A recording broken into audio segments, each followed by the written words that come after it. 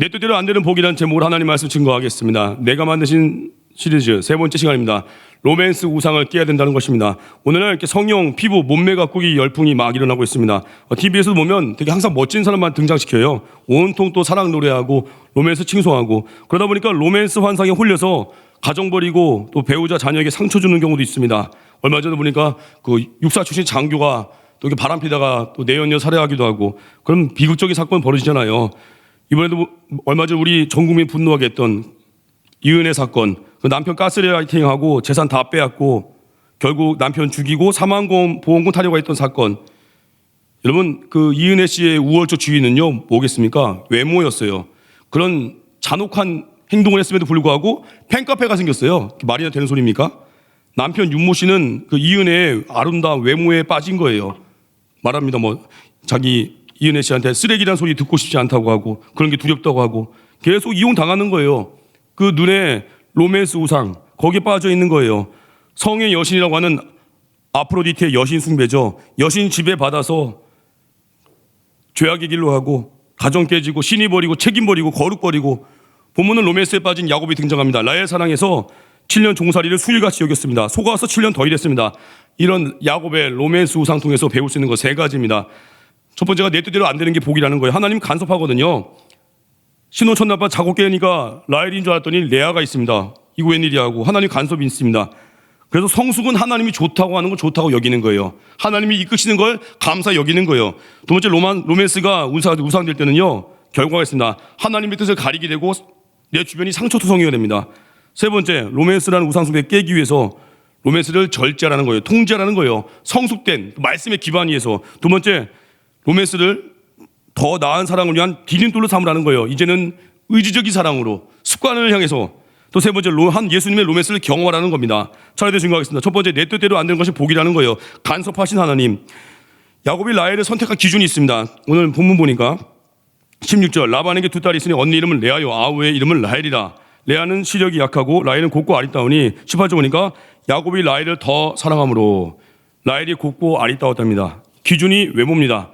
라헬이 곱고 아리따웠다. 원문에서 보면은 얼굴에 광채가 나고 몸매의 모양이 아름다웠다는 거예요. 내적인 자질에 대해선 내면에 대한 언급이 없습니다. 외모예요. 여러분, 심리학적으로 첫눈에 반하는 사랑을 호르몬에 의한 사랑이라고 합니다. 아름다운 세상 만나면 자기도 모르게 도파민에 의해서 저절로 막 사랑하게 된다는 거예요. 상대를 완벽한 존재로 본다는 거예요. 내 의지나 선택이 필요가 없습니다. 그리고 서로의 장단점 알아가는 것도 없어요. 그게 도파민 사랑이에요. 7년을 수일처럼 여기게 한 것이 숭고한 사랑이 이미 아니라는 것입니다. 호르몬의 의미예요. 이 사랑이 마치 하나님의 섭리인 것처럼 보게 하는 것이 우물가의 만남이죠. 야곱은 우물가에서 라헬 만났을 때 운명처럼 여기잖아요. 근데 중요한 건 차이가 있습니다. 아브라함의 종은 우물가의 만남이 하나님의 섭리인가 테스트를 했죠. 낙타에게 물을 먹이는 섬김의 테스트까지 해서 외모가 아니라 마음 씀씀이 봤는데, 야곱은 어때요? 성품 봤다는 게 없습니다. 그냥 아름다움 본 거예요. 보통 형제들 보면요, 종종 예쁘고 형제들은 자매들 볼 때 종종 예쁘고 나이가 어리거나 하면 이 자매가 주님의 인도하심이 아닐까 이렇게 생각할 때가 있어요. 꼭 자기에게 유리하게 해석하고 자기 욕심을 투영해서. 우리 인생에 헷갈릴 때 선택 기준은요, 당연히 말씀이고, 더 희생하고 더 죽는 가면요 결국 거기에 행복이 있습니다. 또 하나가 야곱의 로맨스는요, 하나님의 간섭이 있습니다. 야곱과 라헬이 결혼하는 밤에 엉뚱하게 레아가 들어왔죠. 야곱의 아내가 된 사건. 진짜 충격적이죠, 야곱 입장에서는. 그런데 보십시오. 야곱이 이삭 속여서 축복 탈취한 사건과 비슷하지 않습니까? 그때 이삭이 눈이 어두웠죠. 신혼 첫날밤 캄캄해서 야곱은 또 분별할 수 없었을 거예요. 레아가 야곱을 속인 거죠. 야곱은 형 아마 에서처럼 분장해서 아버지 속이고, 또 레아는 어때요? 라헬처럼 분장해서 속였을 것입니다. 이 비슷한 사건 주는 메시지가 있습니다. 왜 하나님이 간섭하죠? 왜 하나님이 간섭하고 방해할까요? 육신적인 선택이기 때문에 방해하시는 거예요. 과거에 이삭을 속게 하신 이유가 뭐예요? 하나님이 야곱을 선택했기 때문에. 신약에 보니까 야곱은 사랑하고 에서는 미워했다고 합니다.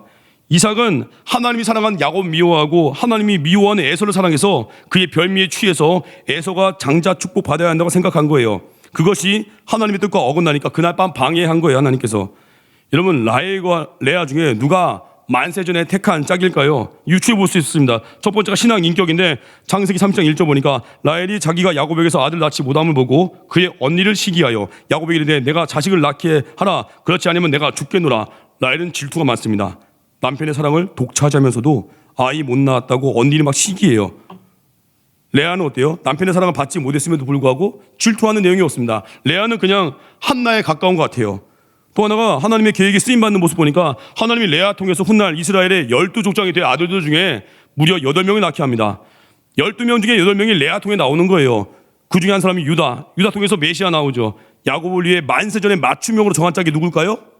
딱 유추가 되지 않습니까? 또한 라헬은 끝까지 야곱과 함께 못했습니다. 야곱이 그 조상의 유업을 받는 일에 라헬은 끝까지 같이 가지 못했습니다. 여러분 딱 보면 알잖아요. 유추가 되죠. 하나님의 간섭, 내 뜻대로 되지 않는 게 우리 인생에 복일 때가 있습니다. 하나님이 이렇게 막으실 때가 있죠. 다 이유가 있는 거라 믿고 기다리면서 깊어지는 거고, 막으실 때 주의 뜻을 붙들어야 돼요. 그리고 막으실 때 기도해야 돼요. 주님, 내가 좀 꺾이게 해주십시오. 이 막으시는 과정 통해서 아버지께서 원하신 거 보게 하옵소서 성장하라는 거예요. 어제 수요일 오전에 제가 어떤 고3 학생 졸업식을 다녀왔습니다. 저희 진에 있는 그 김현석 간사님의 자녀 4명 중에 세 번째 아들 명성수훈 중에 수찬은 이제 졸업식, 고등학교 졸업식 다녀왔는데, 우리가 개척 전에 이제 초창기 때 개척 전에 몇 달 전부터 담임 목사님께서 저한테 이제 초등부 사역을 좀 하라고 해가지고 개척 한 3, 4개월 전부터 미리 초등부 사역을 제가 했었습니다. 전도사로서. 그때 첫 제자가 이제 사형제였거든요. 마음도 애틋함이 있어가지고 고등학교 졸업식을 어제 갔습니다. 갔더니 거기가 기독교 학교더라고요. 졸업식이 졸업 예배입니다. 너무나 감동적이었고, 준비 찬양하는 어떤 리드싱어 형제가요, 저는 무슨 소리 1인 줄 알았어요. 너무 맑은 목소리로 찬양을 잘하고 너무나 감동이고, 선생님 대표 기도가 정말 선생님 나오셔서 축복 기도도 하고 다 정말 복음적인 내용으로 다 꽉 찼습니다. 또 어떤 학생회장이 나와서 인사말 하는데 되게 감동적이었어요. 자기 학생회장이 이제 친구들에게 말을 하잖아요. 고3 친구들에게. 자기의 연약함을 얘기합니다. 학창시절에 겪었던 3가지 큰 어려움을 얘기하면서 자기는 그때 겸손과 반성, 성숙을 배웠다는 거예요. 내 뜻대로 되지 않았을 때 당황했었지만 그게 복이었다는 거예요. 그러면서 친구들아 잘 살아 뭐 외치는 모습 봤는데, 그리고 또 거기 학교에서 이제 사역하시는 그 목사님이 설교하시다가 설교하면서 그 본문과 연결돼서 학생들에게 어떤 예화를 들려주는데, 옛날 노래 아십니까? 해바라기의 사랑으로. 저는 저희 사촌 형 통해서 제가 알게 됐는데 정말 좋은 노래예요. 요즘 뭐 오징어 게임에서도 뭐 그대에게라는 노래가 나와가지고 해외에서 뭐 K-팝 요즘 관심 많이 갖는다면서요. 지금 외국인들이 한국의 7, 80년대, 90년대까지 노래까지 외국인들이 어마어마하게 지금 관심을 갖고 있대요. 어제 그래서 예배 때 뭐 신해철의 그대에게도 한번 들려줬고, 중요한 거 설교 중간에 해바라기 노래를 이제 불러주는데 학교 선생님 2분이 부르더라고요. 그 노래 특징 있지 않습니까? 노래 끝난 줄 알고 박수 치려고 하면은 영 또 나가잖아요. 이렇게 박수 치려고 하면 다시 한번 영, 죄송합니다. 잘 안 되는데 그런 노래가 있어요. 근데 가사가 참 와닿습니다. 내가 사랑하는 동안에 할 일이 또 하나 있지. 그리고 생략하고 어두운 곳에 손을 내밀어 밝혀주리라. 굉장히 그 복음적인 가사. 그러면서 목사님이 말합니다. 학생들한테, 여러분들 세상을 밝히는 존재가 되십시오. 사명자 되라는 메시지였습니다. 되게 묘한 감동이 있었고, 야, 저 목사님 설교 되게 편하게 하시는구나. 노래 하나 틀어주고 바로 이렇게 되게 은혜로웠습니다. 중요한 건 뭐예요? 내 뜻대로 되지 않아서 막힐 때 목적은 뭐예요? 사명을 향해 나아가라는 거예요. 주의 뜻을 붙들라는 거예요. 근데 우리는 내 뜻이 안 되면 몸부림을 쳐요. 막 하나님 언제까지입니까? 하나님 왜 안 됩니까? 낙심하고 좌절하고 막 잠수하고. 내가 깨질 문제거든요. 내가 깨지고 내 탐심과 욕심 버리고 주님께서 이끄실 때, 막으실 때 내게 원하는 게 뭐예요? 너 좀 깨지면 안 되겠니? 너 좀 그 자리 깊어지면 안 되겠니? 충성하면 안 되겠니? 예배하면 안 되겠니? 안 될 때마다 우리가 할 일이 뭐예요? 하나님께서 더 가까이, 더 인내, 더 기다림, 더 충성, 발령은 하나님께서. 그럼 주가 이루신다는 거예요. 하나님의 간섭을 환영하는 거예요. 그래서 예배 때 잘 간섭 받으십시오. 말씀이 선포될 때마다 이건 내게 주신 말씀이군요.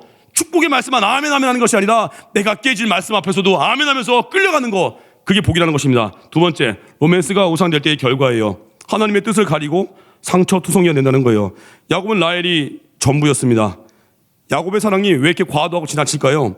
팀 켈러 목사님의 그 추측인데, 야곱은 아마도 아버지의 무관심과 자기 편애한 어머니를 떠난 빈자리, 그것이 라헬을 향한 로맨스에 매달리게 했다는 것입니다. 마음이 허하니까 이 여인만 얻는다면, 마음이 허하니까, 우리 인생도 그런 사람 있잖아요. 마음이 허하니까 술에 취하고 마약에 취하고, 마음이 허하니까 직장 일에 중독이 돼버리고, 우리 인생에 허전함을 다른 걸로 채우면 안 됩니다. 허전함을 하나님으로, 예수님으로, 그 충만이라는 노래 있잖아요.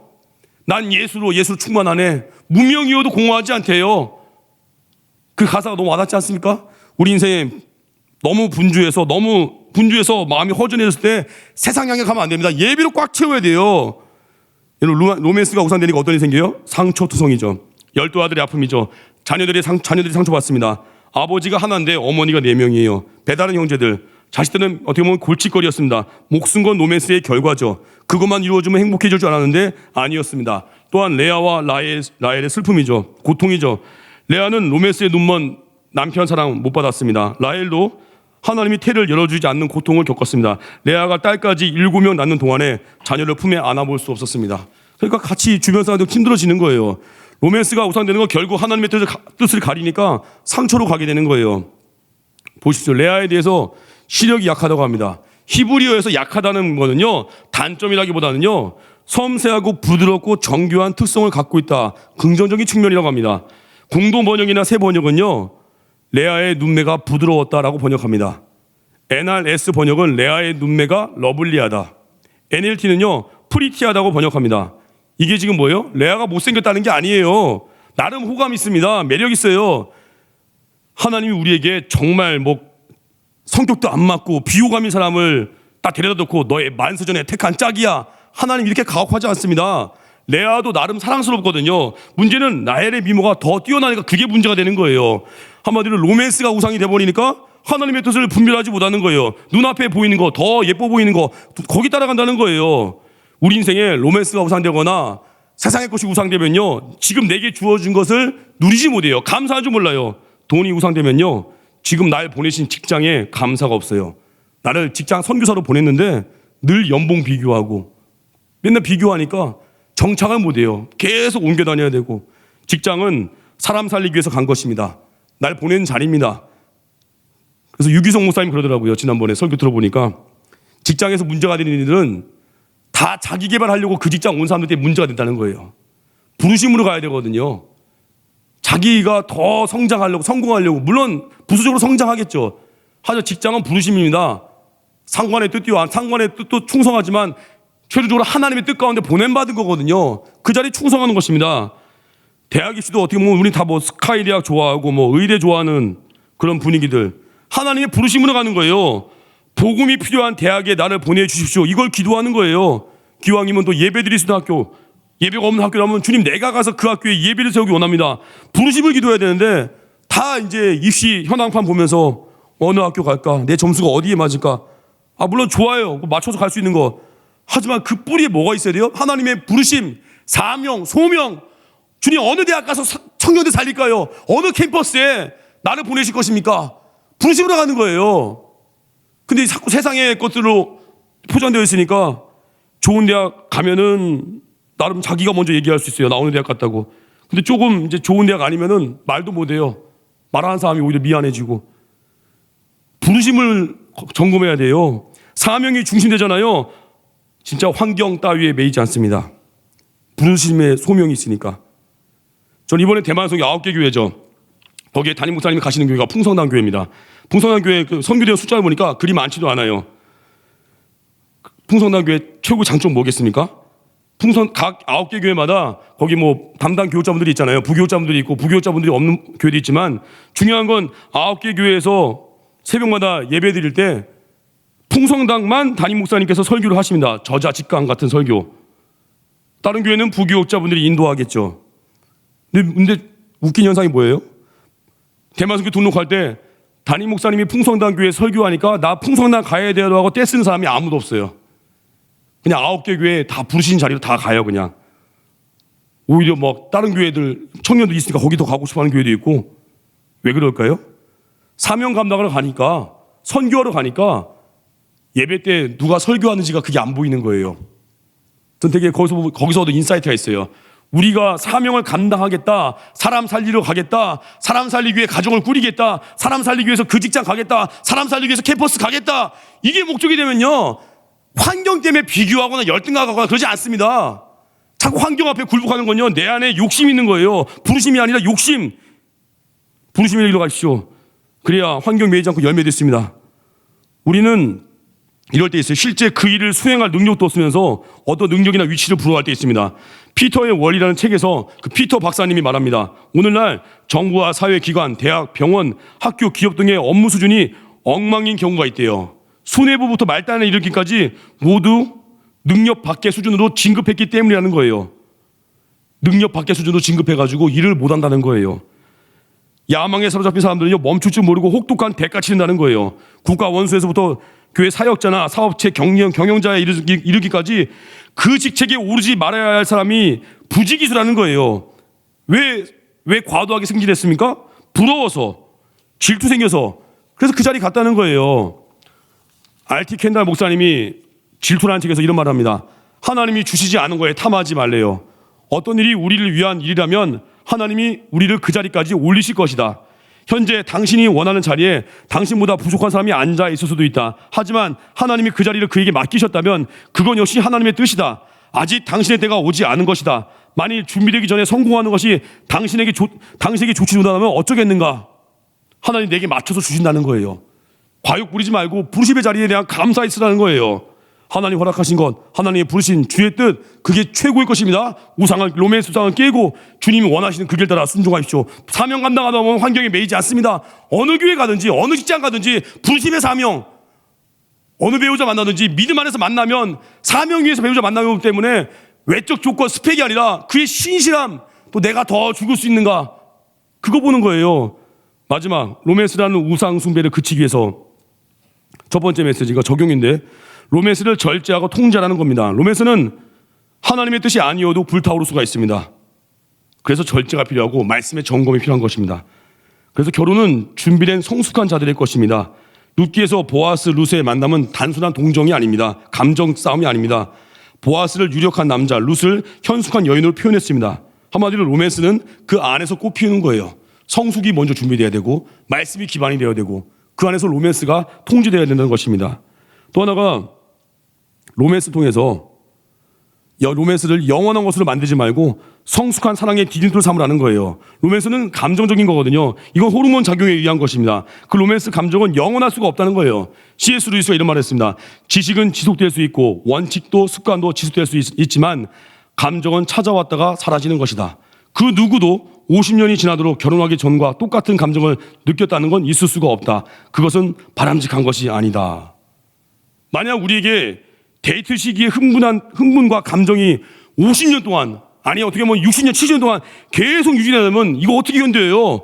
데이트할 때 맨날 만나가지고 저녁마다 만나가지고 3시간씩 데이트해야 되고 데이트 비용 한 달에 100만 원씩 써가면서 어떻게 가정을 꾸려요?